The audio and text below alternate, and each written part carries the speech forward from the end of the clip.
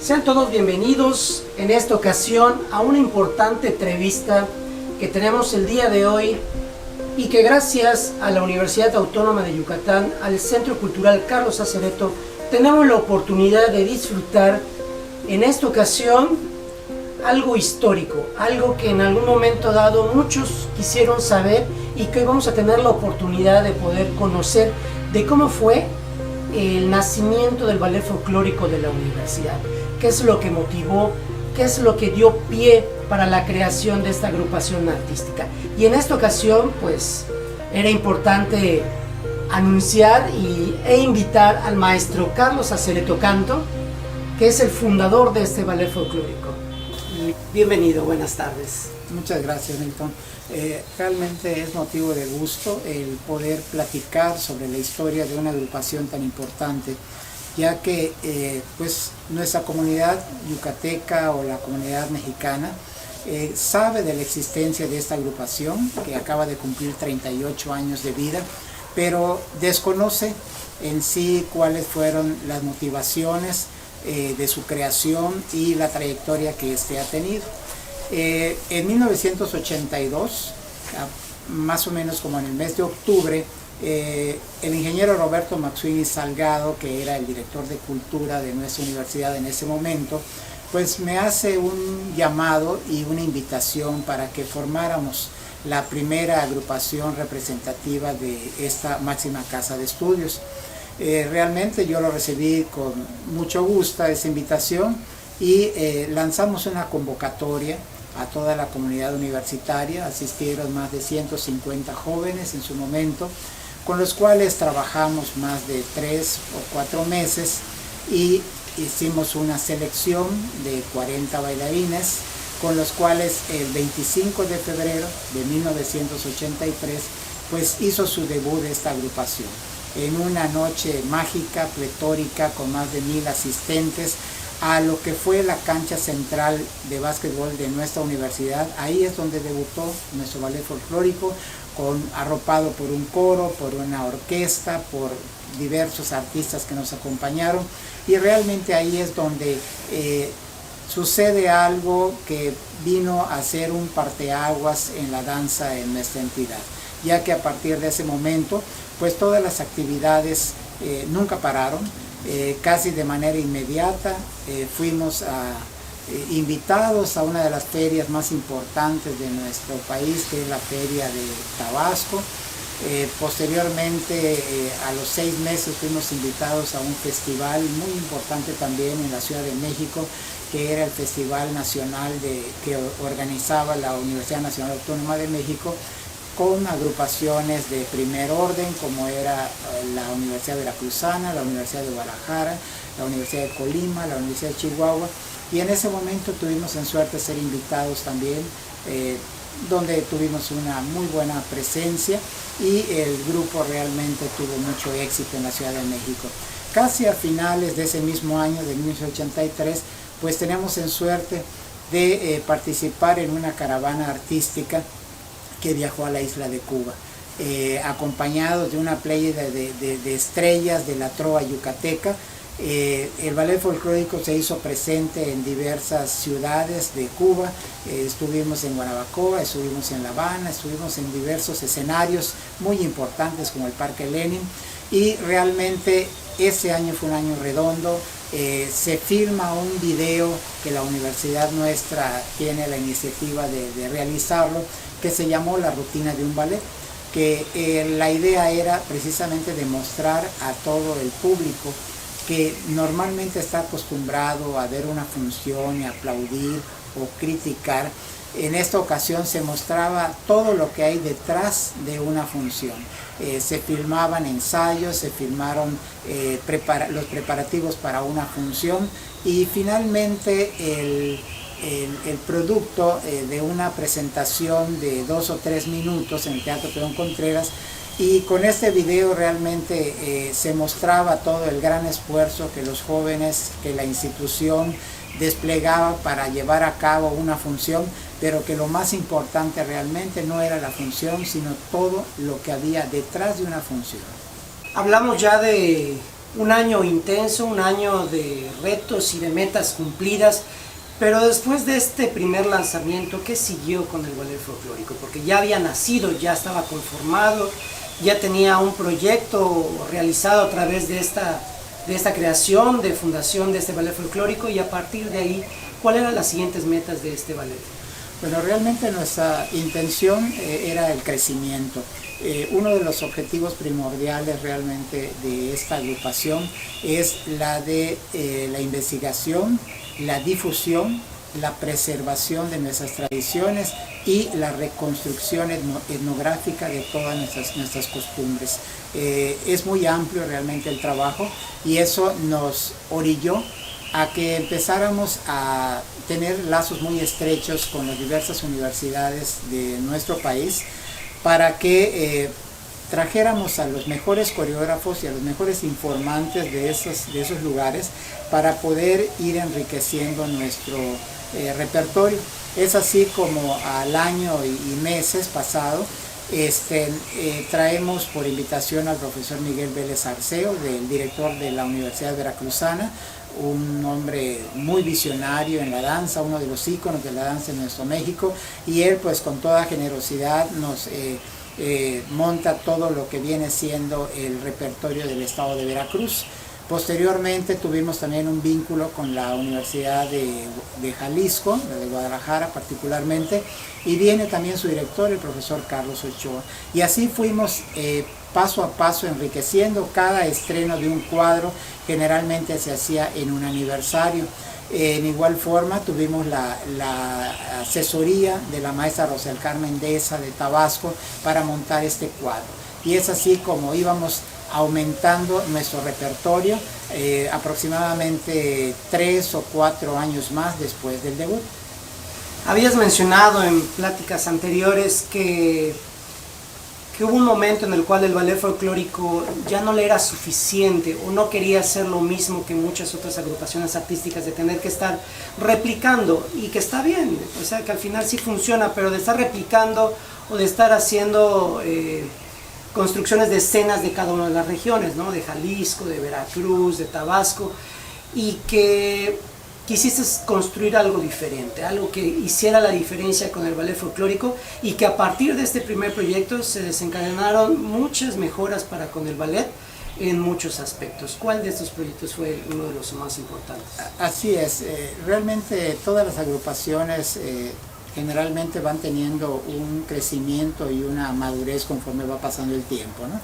Y yo sentía que de alguna manera la demanda que ya tenía la compañía en cuanto a calidad y en cuanto a repertorio cada día era mayor, dado el grado de importancia de las invitaciones que ya teníamos salidas del país, ya teníamos invitaciones a festivales importantes, y ahí yo me puse a pensar de que en un momento dado, cuando nosotros tuviéramos la presencia en un festival cervantino o algún otro festival de esas características tan importantes, como posteriormente tuvimos la presencia en el festival de Don Diego Montemayor en Monterrey, Nuevo León, pues que nosotros necesitábamos tener un repertorio mucho más rico, sobre todo de nuestra región.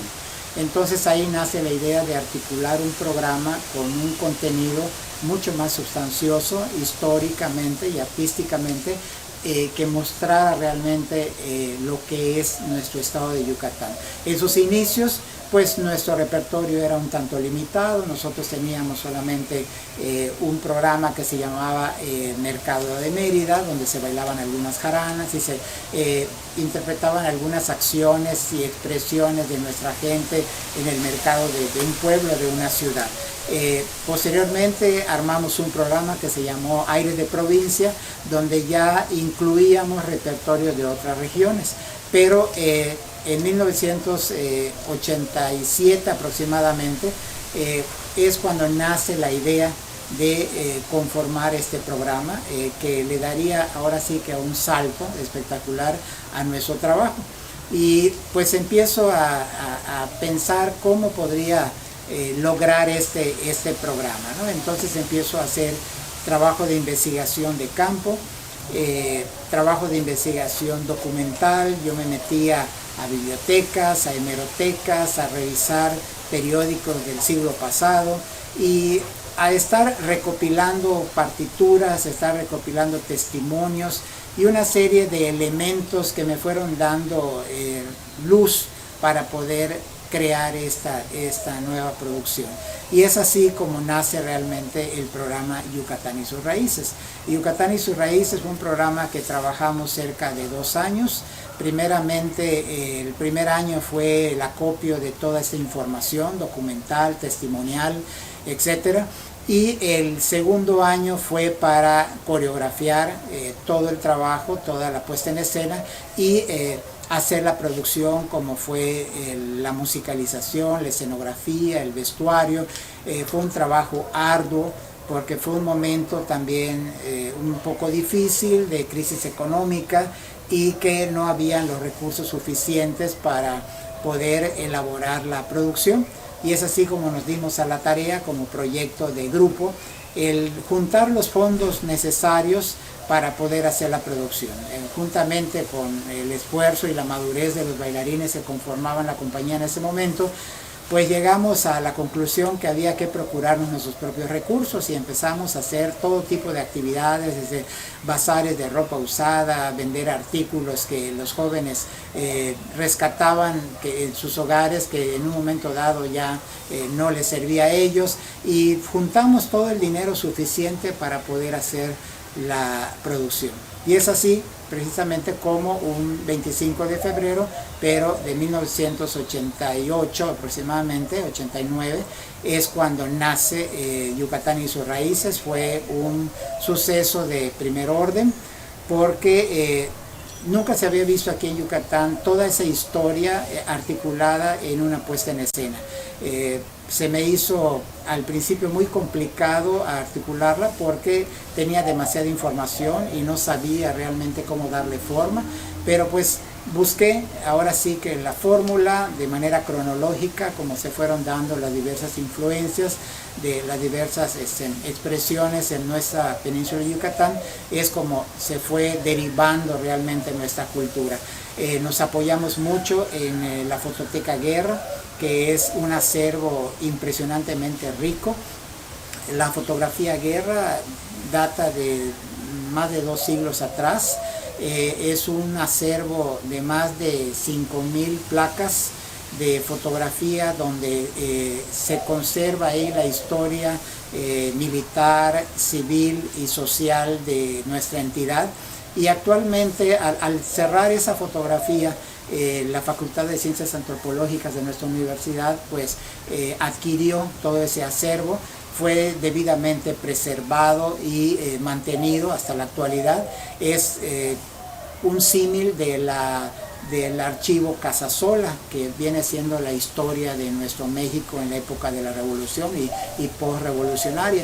Entonces el archivo Guerra es un acervo muy rico, el cual a nosotros nos sirvió de base también para tomar muchas ideas, para poder tomar los modelos de vestuario, de costumbres que se tenían en esas épocas, para poder plasmarlo en Yucatán y sus raíces. De hecho, el día del debut de este espectáculo, la facultad me facilitó más de 80 fotografías impresas, que nosotros hicimos una exposición fotográfica en el lobby del Teatro José Peón Contreras, que era lo que daba pie de entrada y testimonio de la veracidad de lo que la gente iba a ver. La gente realmente salió muy sorprendida, gratamente, y es un programa que a tantos años de haberse estrenado sigue vigente.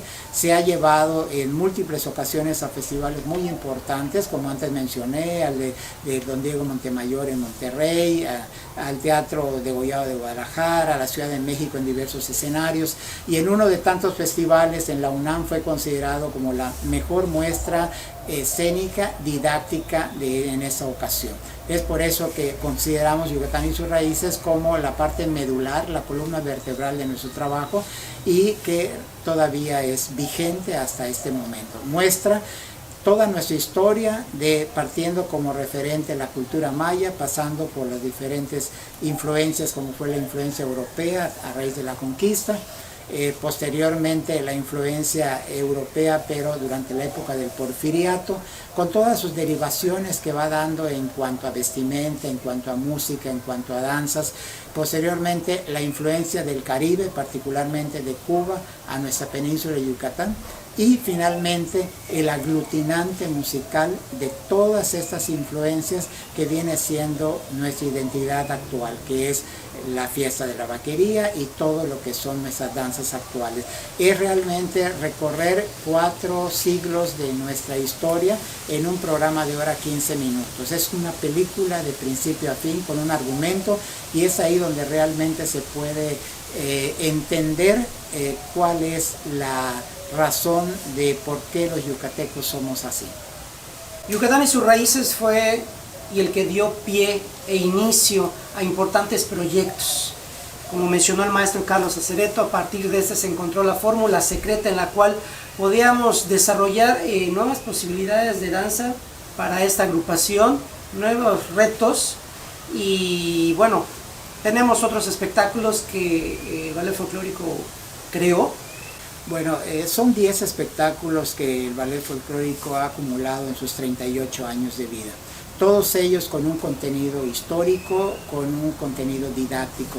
Yo siempre he pensado que la danza escénica tiene una misión primordial, que es la de enseñar a la gente, educar a la gente también, y que adquiera conocimientos cuando salga del teatro o del espacio donde haya disfrutado del espectáculo.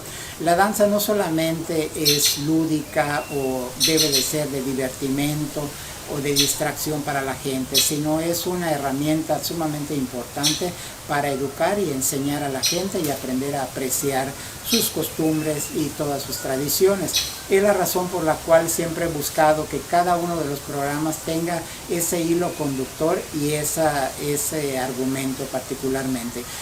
Después de Yucatán y sus raíces, en 1989, ya estrenando prácticamente Yucatán y sus raíces, surge una situación muy fortuita, llega hasta mis manos una revista denominada Bohemia, una revista que se editaba o se edita todavía, no sé, en Cuba, pero tenía un reportaje muy interesante.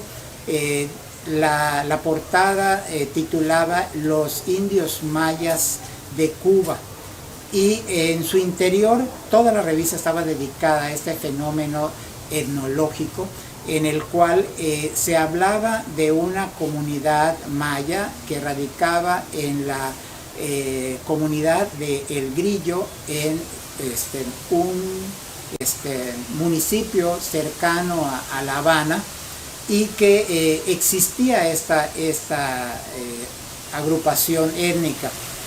Me llamaba la atención porque se hablaba de que ellos mantenían sus rasgos fenotípicos, sus costumbres, sus apellidos, sus tradiciones. Me llamó tanto la atención que yo acudí al director de la Facultad de Ciencias Antropológicas, el antropólogo Carlos Bojor, que es un gran amigo, y le dije: mira, Carlos, me llegó esto de manera casual y no sé si tú tienes alguna información al respecto. Y me dijo: sí, claro que sí, estamos realmente ahorita desarrollando una investigación sobre ese fenómeno, y próximamente un grupo de antropólogos de nuestra universidad va a viajar a La Habana para hacer una investigación de campo al respecto, y vamos a editar un libro. Entonces ahora sí que se juntó el hambre con las ganas de comer, y yo dije: pues yo me apunto, yo también quiero ir a esa expedición. Y es así como viajamos a La Habana en 1989, y fue realmente muy gratificante esa experiencia, porque ahí conocimos esa comunidad, y era realmente como llegar a un pueblito de Yucatán, donde las personas tienen los mismos rasgos fenotípicos, los mismos apellidos, sus mismas costumbres, y pues ellos resultaron ser descendientes en tercera generación de los indios mayas que eran apresados después de la Guerra de Casas en 1847 en Yucatán, y eran vendidos como mano de obra esclava a Cuba para la zafra. A raíz de la abolición de la esclavitud en Cuba, esas personas se fueron agrupando en una comunidad y ahí se quedaron. Entonces, en base a ese fenómeno, a mí fue realmente inspirador lo que yo vi, y fue que se me ocurre crear un espectáculo para lo cual yo me reuní con algunos maestros y antropólogos y especialistas de la Universidad de La Habana y de la Universidad de Yucatán, y les planteé mi idea de que podría ser muy interesante crear un espectáculo donde se recreara todo ese ir y venir de las culturas, tanto de la yucateca hacia Cuba como de la cubana hacia Yucatán, ya que Yucatán forma parte realmente de la cultura del Caribe. Fue escuchado de muy buen agrado y empezamos a trabajar ahí sobre un guión estando ahí en La Habana. Regresamos a Yucatán y empecé a trabajar ya de una manera más concreta. Quiero aclarar que en 1989 el internet no existía, era muy difícil la comunicación con Cuba, aparte de toda la problemática política ya conocida. Mandábamos cartas que podían tardar más de 2 meses en llegar, ser revisadas y llegar a su destino, y viceversa, o por algún fax. Todo eso era a través del consulado cubano aquí en Mérida, y empezamos a entablar una serie de relaciones para conseguir que vinieran algunos maestros de Cuba, de la Universidad de La Habana, a trabajar de manera directa con nosotros algunos ritmos muy propios de ellos, que son los ritmos afrocubanos. Lo conseguimos y llegaron hasta nuestra ciudad el profesor Adolfo Santamaría, mejor conocido como Faruk. Él fue bailarín y coreógrafo del Tropicana en sus buenas épocas. Vino el profesor Roberto Travieso de bailes populares y el profesor Domingo Pau de bailes afrocubanos, él perteneciente al Conjunto Folclórico Nacional de Cuba. Fue una experiencia inolvidable. Ellos trabajaron por cerca de 1 mes con los bailarines aquí en la ciudad de Mérida, enseñándole todos esos ritmos que a nosotros nos era bastante difícil entender y asimilar, sobre todo. Pasado ese tiempo nosotros seguimos trabajando, y después yo consideré que era sumamente importante viajar a Cuba nuevamente, pero ya con un cuerpo de bailarines, para que ellos pudieran respirar la atmósfera necesaria para poder entender esos ritmos. Y es así como a través de la Universidad Autónoma de Yucatán conseguimos que 12 bailarines nuestros viajaran a Cuba. Estuvimos ahí también cerca de 3 o 4 semanas trabajando en un diciembre, nuestro 24 y 31, ahí lo pasamos trabajando, ensayando con bailarines de la Universidad de La Habana, ensayando con otras agrupaciones, asistiendo a ciertos rituales que eran muy exclusivos de ciertas agrupaciones. Sin embargo, nosotros tuvimos acceso a ellas, y todo eso nos sirvió muchísimo para que los bailarines vinieran ahora sí que con las pilas bien cargadas para poder continuar con el trabajo. Así trabajamos en cuanto al mismo proceso: musicalización, producción de escenografía, producción de atrezo, de vestuario, etcétera, hasta llegar al 25 de febrero de 1991. Igualmente solicité que la universidad trajera a los maestros nuevamente, que fueron los 3 coreógrafos y al escenógrafo, para que llegara el día del estreno. Fue inolvidable ese estreno, ya que para también el público nuestro, el ver tantas expresiones, el ver todo ese cúmulo de historias de cómo partimos desde la época maya, posteriormente la guerra de castas, los esclavos llevados a Cuba, los esclavos africanos llegados a Cuba también, la mezcla y esa simbiosis religiosa entre las religiones africanas, la religión católica, todas esas expresiones, cómo se fueron mezclando los ritmos, y posteriormente ya la cultura popular urbana, cómo regresa a Yucatán a principios del siglo pasado con las compañías bufo-cubanas a los carnavales de Mérida, y es así como se interpreta en este programa en un teatro de carpa, todo lo que son las expresiones urbanas del Caribe y cómo permearon en la cultura yucateca. Es un programa muy interesante, se acaba de retransmitir el pasado 25 de febrero, precisamente pues dada la situación de la pandemia, no podíamos tener función presencial, se retransmitió este programa. Es un programa que es un agasajo visual y auditivo. Se conjunta una agrupación musical muy bella con músicos cubanos que ya radican en nuestra ciudad, con músicos yucatecos que realmente hacen una simbiosis extraordinaria, y pues la gente que le gusta mucho ese espectáculo, nuestros bailarines que vibran realmente con esta música, y es un espectáculo muy bello. Ya de ahí pues empezaron a venir otros proyectos. Después de Yucatán y sus raíces, se avecinaba los 500 años del descubrimiento de América. Entonces, en esa ocasión, el rector que se encontraba en ese momento en nuestra universidad, el contador Carlos Paso Novelo, me manda a llamar y me dice: profesor, tenemos una encomienda, se acercan los 500 años y la Secretaría de Educación nos marca una pauta de que debemos de formar un espectáculo que haga mención de este onomástico y de estas actividades. Realmente a mí me costó mucho trabajo asimilarlo. Yo siempre he sido una persona muy reacia a la famosa conquista, porque siempre he pensado que fue un holocausto, casi un exterminio de nuestra gente originaria, y pues yo sentía que no había mucho que celebrar. Pero pues dada la petición que yo tenía, empecé a pensar qué podría yo hacer. Y bueno, pensé que era el momento y la oportunidad de poner en paz a nuestros antepasados. Y pensé que había un hilo conductor que era muy importante y que era muy afín a casi todas las culturas de América, y es la religión.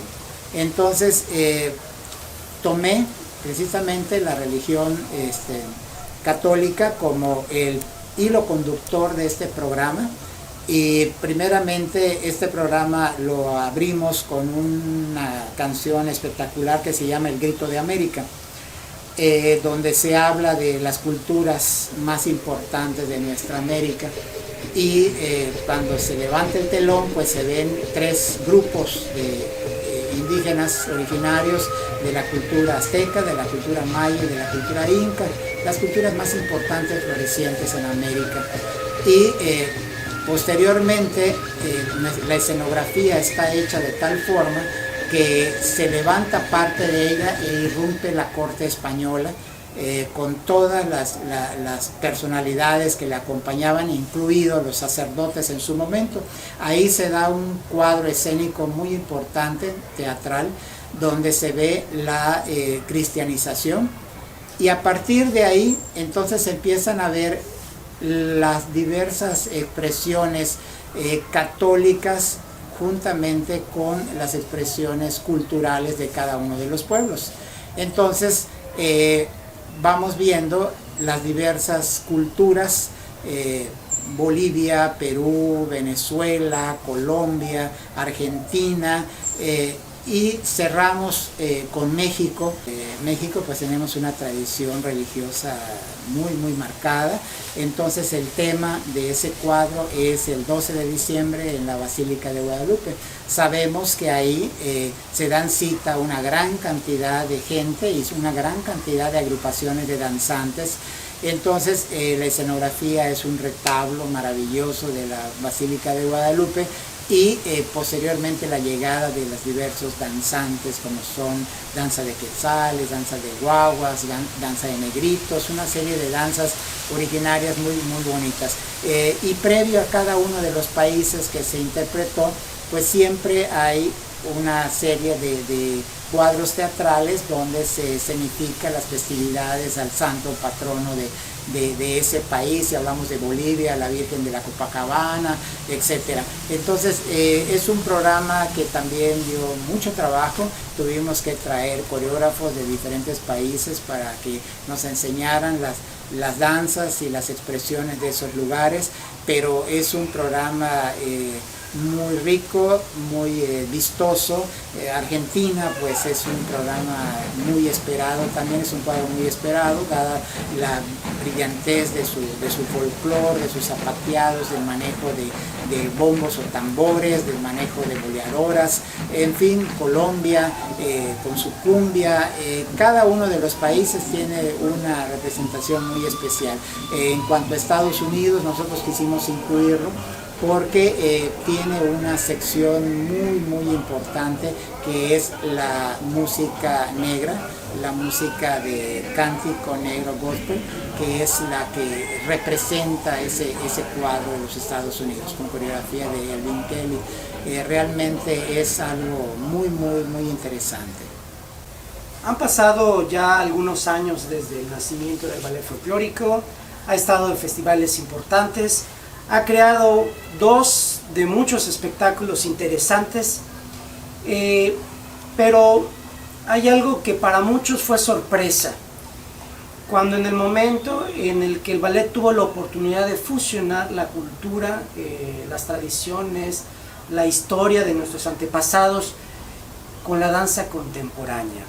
En ese momento el ballet folclórico estaba en uno de sus mejores momentos, pues era una compañía que ya no solo ejecutaba danza folclórica mexicana, sino también tenía la oportunidad, como se mencionó en su momento, de hacer folclore latinoamericano, danza internacional.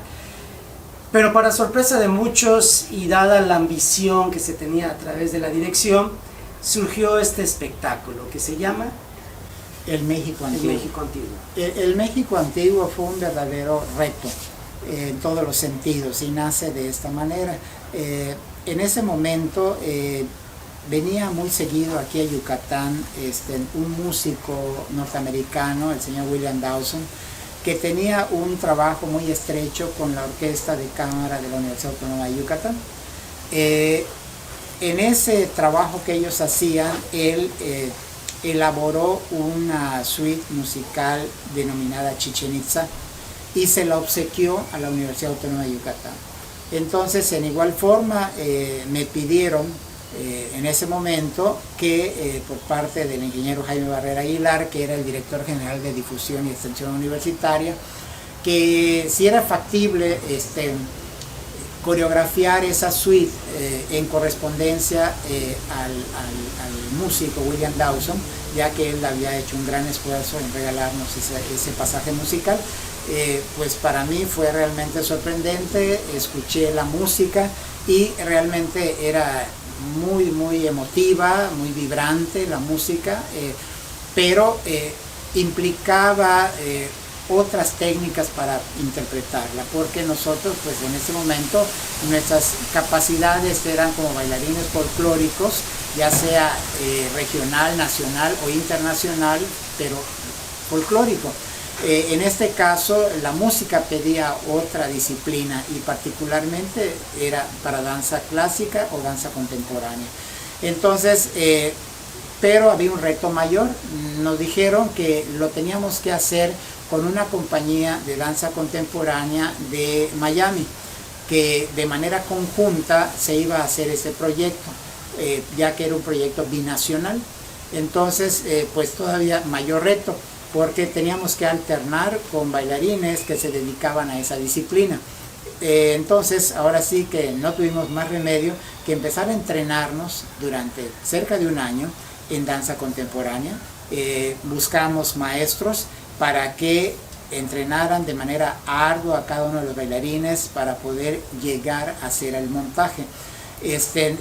Trabajamos de manera muy estrecha con el profesor Cristóbal Ocaña, un gran maestro de danza contemporánea, que le dio el entrenamiento suficiente a los bailarines para que cuando llegaran los bailarines de Miami, juntamente con su coreógrafo, el señor Raniero Daza, pudiéramos trabajar de manera conjunta. Pues fue muy gratificante el ver que nuestros bailarines habían logrado el nivel suficiente como para alternar con los bailarines de Miami que habían llegado, y se montó un espectáculo soberbio, muy bello, que nosotros le denominamos el México Antiguo, donde la primera parte es la suite Chichén Itzá, donde tiene técnica clásica, técnica contemporánea, juntamente con los bailarines de Miami.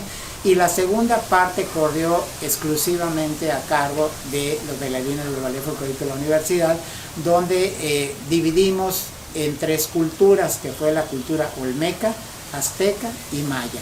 Entonces son 3 cuadros muy vistosos de cada una de esas culturas que se plasman en este programa. Entonces el conjunto de estos 4 cuadros, de la suite Chichén Itzá, más el cuadro olmeca, el cuadro azteca y el cuadro maya, conformó este programa que se llamó El México Antiguo. Su estreno fue en el Teatro José Peón Contreras, con cerca de 100 bailarines, y realmente fue un espectáculo digno de un aniversario nuestro. Y de sorpresa para muchos, esperar que el ballet folclórico tuviera la oportunidad y el momento de hacer otro género de danza que al final ayudó a despuntar y a dar un crecimiento importante dentro de los bailarines mismos y de la agrupación. Solatría es adoración a los animales. Mi punto de inspiración fueron precisamente los frescos de Bonampak, que tiene unas pinturas sorprendentes donde hay la representación de una serie de hombres con cabezas de animales, y eso me sirvió como referencia para que pudiéramos articular un programa maya muy interesante, y el desarrollo luego de todos los demás programas pues fue enriquecido con diversos sones y ritmos que llevan nombres de animales. También se tomó una danza muy interesante de Tzitás, que es la danza del degollamiento de los pavos. En fin, todo ese trabajo de investigación y de acopio testimonial pues se llevó a esa muestra a la Ciudad de México. Posteriormente también trabajamos sobre un programa en otro aniversario que se llamó Mundo Maya. Mundo Maya también tuvo una razón de elaborarse. Yucatán fue nombrado sede del Kiwik Internacional, donde se daban cita todos los países del mundo maya, tanto de México como de Centroamérica, ¿no? Entonces llegaban acá, iban a llegar todas las delegaciones desde Tabasco, Chiapas, Quintana Roo, Campeche, Yucatán, Belice, Guatemala, Salvador, Honduras.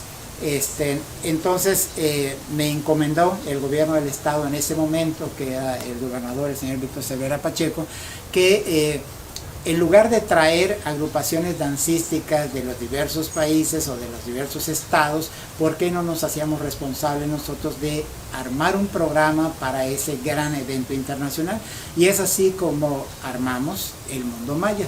Y es un programa muy rico, porque también tuvimos que traer informantes de varios de los países que mencioné anteriormente, y se montó realmente ese espectáculo que conjuga todo el folclore del área del mundo maya de México, que repito es Tabasco, Chiapas, Campeche, Quintana Roo, Yucatán, juntamente con todos los del área internacional, que son Belice, Guatemala, Salvador y Honduras, ¿no? Entonces ese es otro de los espectáculos de nuestro repertorio. Posteriormente creamos otro espectáculo que se llama Bodas y Fiestas de México, donde quise representar todas las diversas formas de casarse en regiones más representativas de nuestro México. Entonces ahí se representa las tradiciones, por ejemplo, de una boda indígena en el municipio de Chicontepec, del estado de Veracruz, una boda muy interesante, muy bella, muy rica, muy original, que es coreografía del profesor Miguel Vélez Arceo. Se representa las tradiciones de una boda en el estado de Campeche, de una boda en Oaxaca, que es de lo más rica. Es un programa, es un cuadro donde se representan los diversos días que dura las tradiciones de una boda en Oaxaca, y pues obviamente la boda del estado de Yucatán.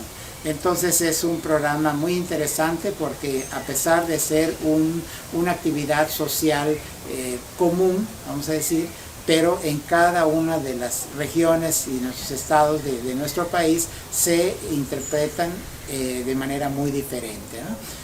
Posteriormente se creó el programa Esto es México.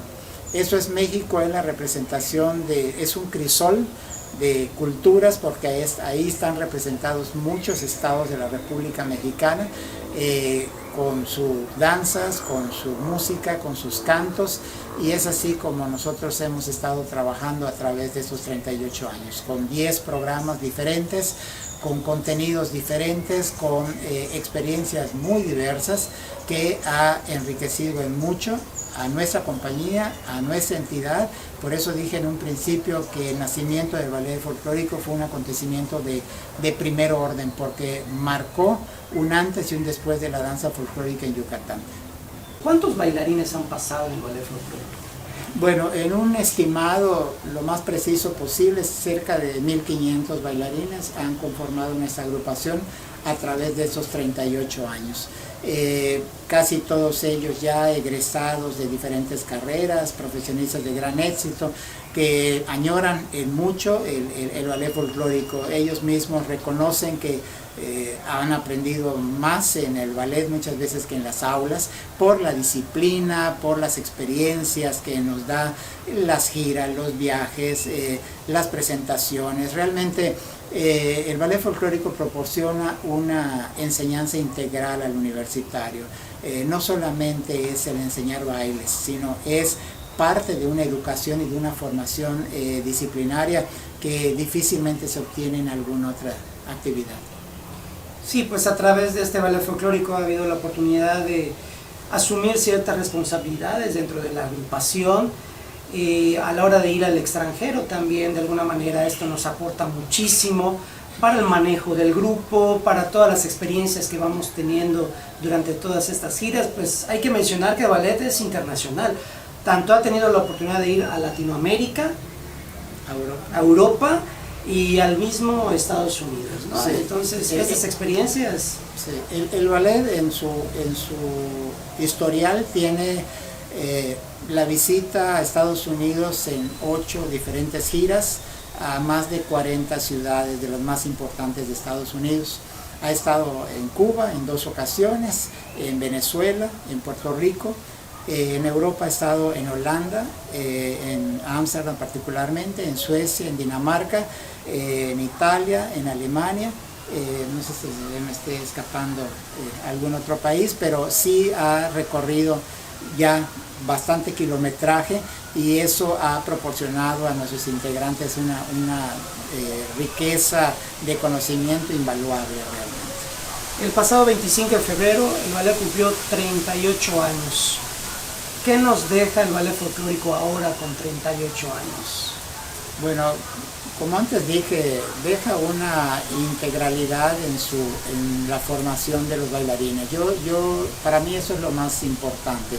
Aparte de ello, un acervo de 10 programas, que se dice fácilmente, pero son 20 horas ininterrumpidas de espectáculo, pero todos ellos con un contenido histórico, didáctico, que se han conformado con decenas o centenas de horas de estudio, de investigación, para poder llegar a la puesta en escena, ¿no? Y la proyección que le da a nuestra universidad, tanto nacional como internacionalmente.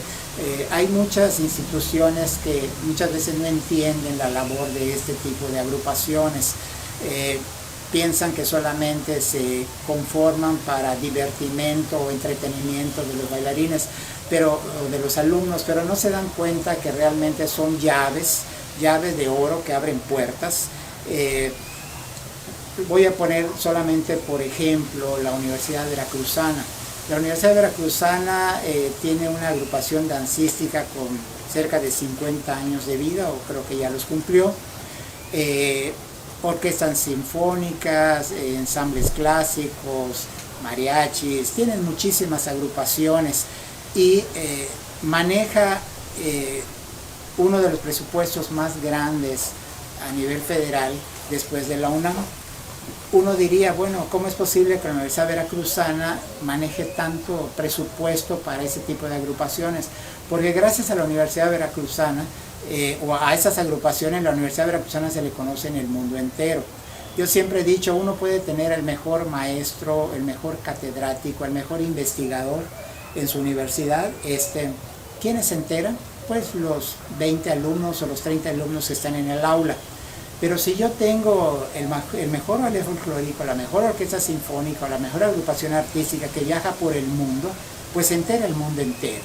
Entonces es así como las instituciones se pueden proyectar a nivel internacional con sus agrupaciones. Por eso digo que son llaves que abren puertas. Como ejemplo breve en cuanto a nosotros, en algunos años atrás tuvimos la oportunidad de viajar a Venezuela, cuando Venezuela estaba en mejores condiciones económicas y políticas que ahora, y a un evento muy importante de una firma de convenio entre la Universidad de Yucatán y la Universidad de los Andes en Mérida, Venezuela, dentro del marco de un evento, un festival que se llamaba el Encuentro de las Méridas del Mundo. Fue una experiencia inolvidable. Nosotros llegamos a Mérida y coincidió con la inauguración de los Juegos Deportivos Nacionales de Venezuela, algo así como los Juegos Olímpicos de Venezuela, ¿no? Y tuvimos en suerte ser invitados al festival de apertura y realmente fue una experiencia inolvidable de ver cómo la gente, cerca de 50,000 personas en ese estadio, cómo coreaban la música mexicana, cómo se emocionaban juntamente con nosotros al ver las danzas. Y todas nuestras presentaciones en Mérida, Venezuela, fueron muy exitosas. Tuvimos cerca de 5 actuaciones en teatro, todas un teatro lleno.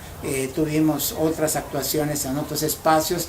Y ahí el rector, que en ese momento era el contador Carlos Pasos, se dio cuenta de la importancia que tenía su ballet folclórico, ya que era la primera vez que él viajaba con nosotros, y de ver el impacto que causaba la cultura mexicana en un país extranjero.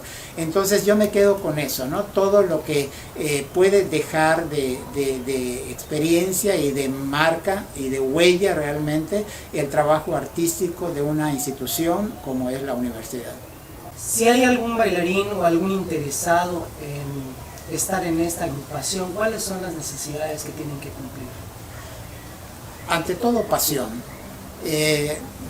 Nosotros aceptamos a todo joven que desee realmente aprender la danza y que se comprometa, que eso es lo más complicado realmente en la actualidad, que se comprometa con la agrupación a trabajar de manera ardua. La compañía ensaya todos los días, a sus presentaciones, a sus giras, y saber combinar con sus estudios, con sus trabajos. Así ha sido por todos estos 38 largos años. Nuestros jóvenes universitarios, todos ellos han sido personas muy entregadas y muy comprometidas con la compañía.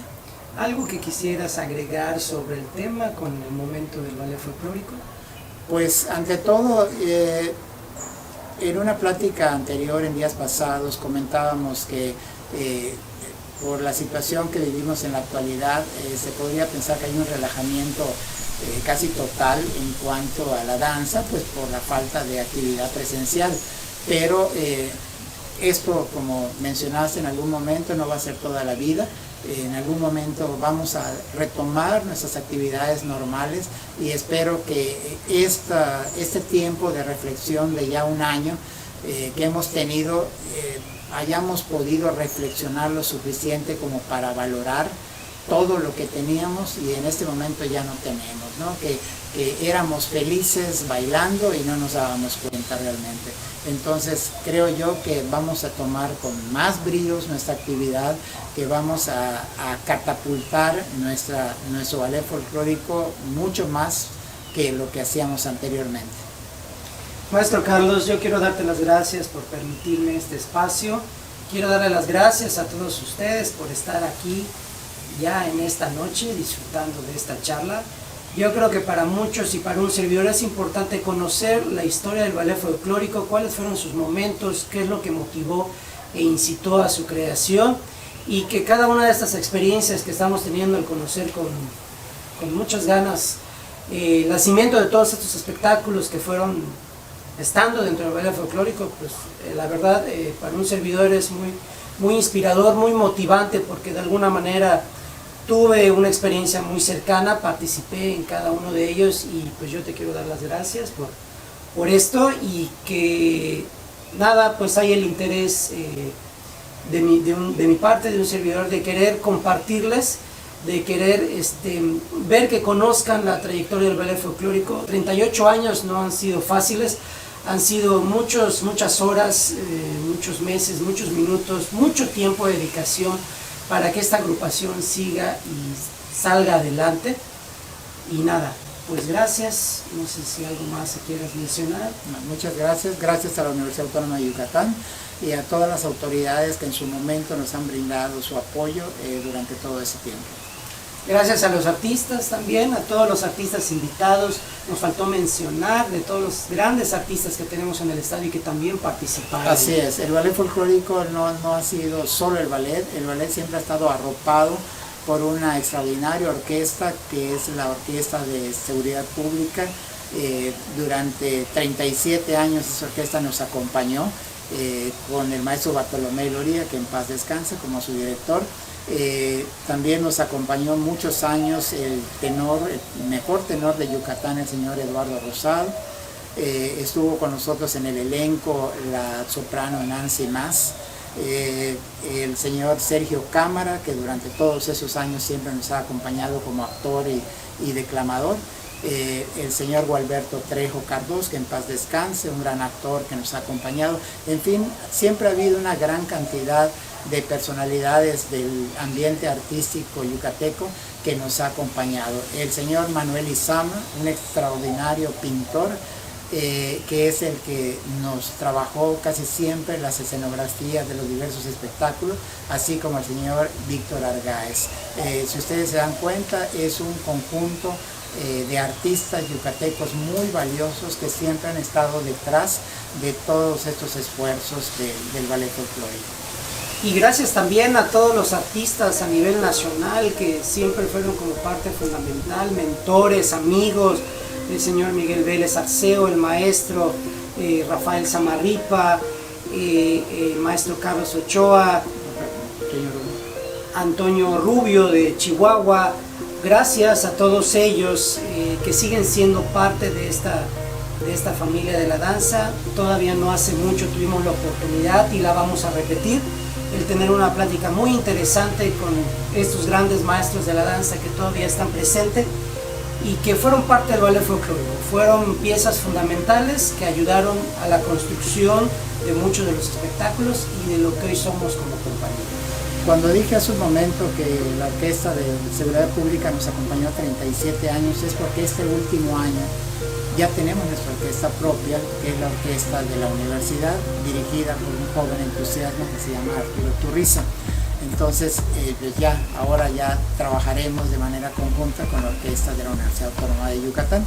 Y como mencionó el maestro Milton, la asesoría y el trabajo cercano de diversos coreógrafos, de los más importantes coreógrafos de México, a través de las universidades, ha sido invaluable en el trabajo del ballet folclórico. La amistad con diversas personalidades, como antes se mencionó, el profesor Antonio Rubio de la Universidad de Chihuahua, el profesor Carlos Ochoa de la Universidad de Jalisco, el profesor Rafael Samarripa de la Universidad de Colima, el profesor Miguel Vélez Arceo de la Universidad de Guadalajara, y podría mencionar casi a las 32 universidades que siempre han estado presentes en nuestro trabajo. Gracias y muchas gracias por su apoyo. Muchas gracias a todos, que tengan una muy bonita noche. Hasta luego.